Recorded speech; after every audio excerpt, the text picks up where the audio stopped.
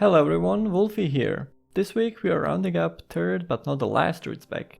So far we went over Restoration and Boomkin spec. You can check them out if you haven't already. These three specs are the viable ones inside a PvE environment and the ones that will be taken by the raid leaders. Druid being Druid, awesome, can cover more than one role while being in one spec. For example, Feral spec, as we're gonna talk about it today, can cover both tanking and DPSing to some extent. Just a heads up, Mangle and Shred Spam won't cut it, you gotta do better. Anyway, let's go over the talents. Pretty straightforward spec, you can find anywhere on the internet and I approve it. It is correct, unlike some things I will mention later on. Since armor is one of the main mitigation sides of Feral Tank, you want to put all 3 points there to boost gear armor to full.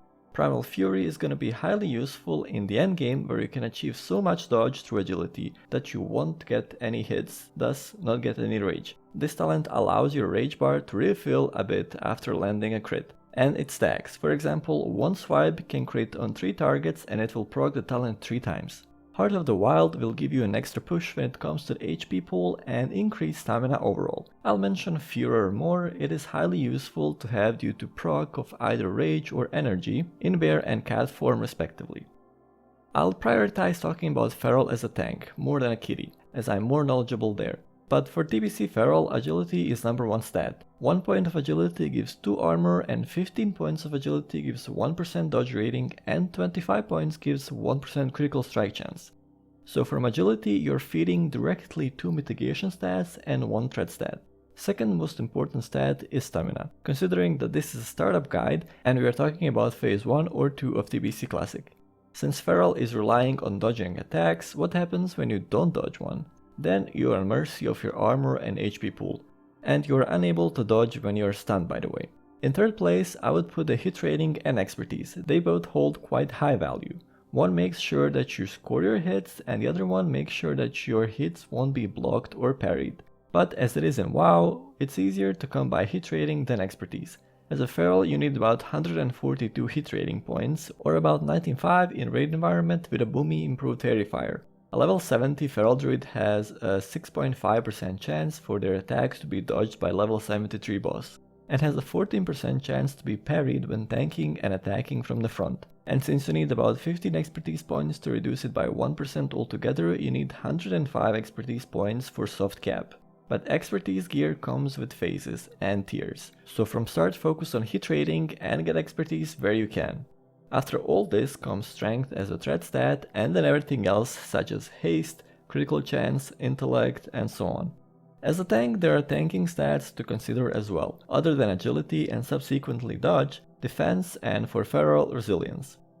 Now the difference between the two is that defense point increases dodge, chance that boss attack will miss you entirely, and if you're hit it decreases the chance that it's gonna be a critical hit. Defense rating soft cap is about 154. Due to the survival of the fittest talent, Feral tanks require only 2.6% crit reduction from gear to become uncrittable. So with simple math you get at about 59 defense points is 1% of crit reduction. On the other hand, resilience works a little bit differently. It doesn't give any avoidance whatsoever, but provides more crit reduction per point. Unlike defense, you need only 103 points of resilience to reach the cap without having any defense. But then every next point brings you nothing. Apart from helping towards crit immunity, resilience does decrease the amount of crit damage done to you in case crit goes through. So how to do this? Do you go for defense or resilience?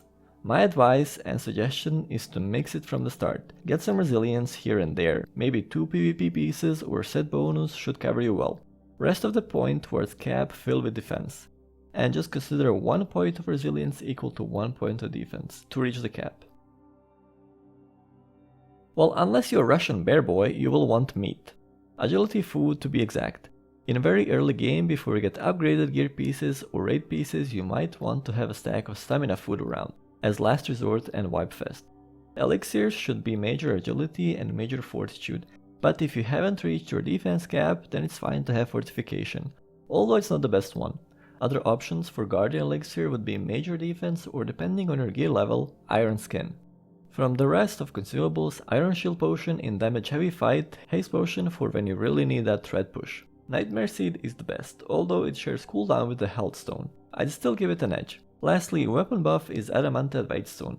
because apparently it works even though you don't have to wield your staff or mace.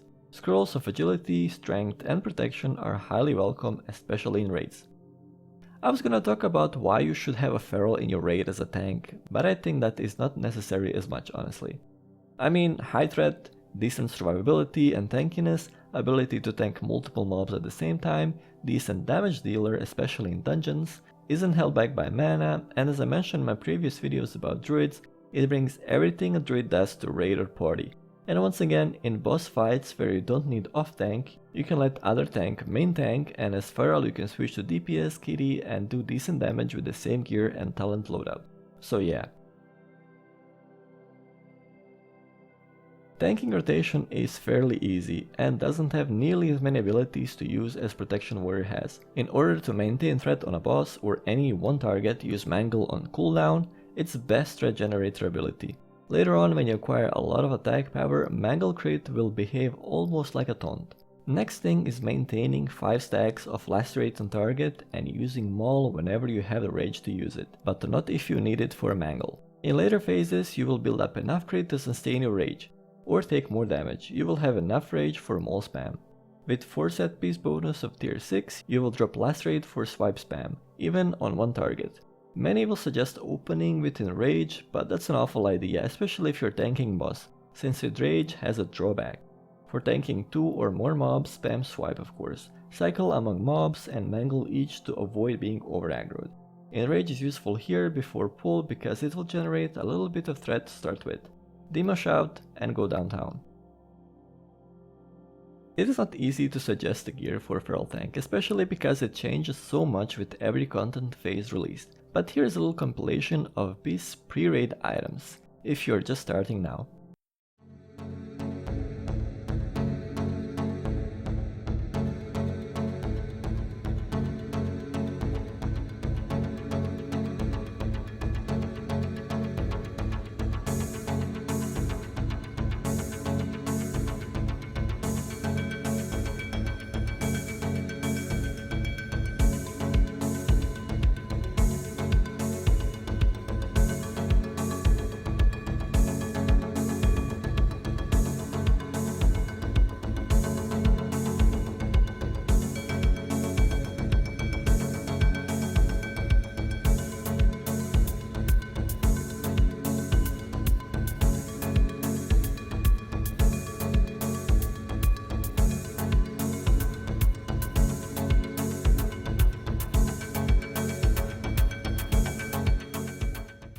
Alright, we're back. Picking professions as a feral gives you a bigger variety of okay or little viable profession options.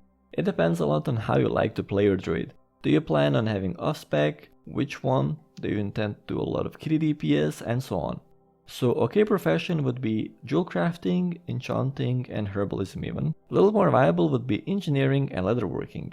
World players and keyboard warriors like to spit on any choice, so pick for yourself. After all, you're a walking legend, the chosen one among the mortals of the plane, a feral tank.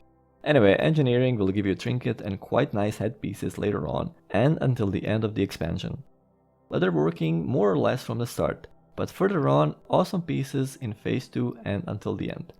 Herbalism is honestly fine if you're gonna invest in fast flying, or if you don't have any ways of farming something.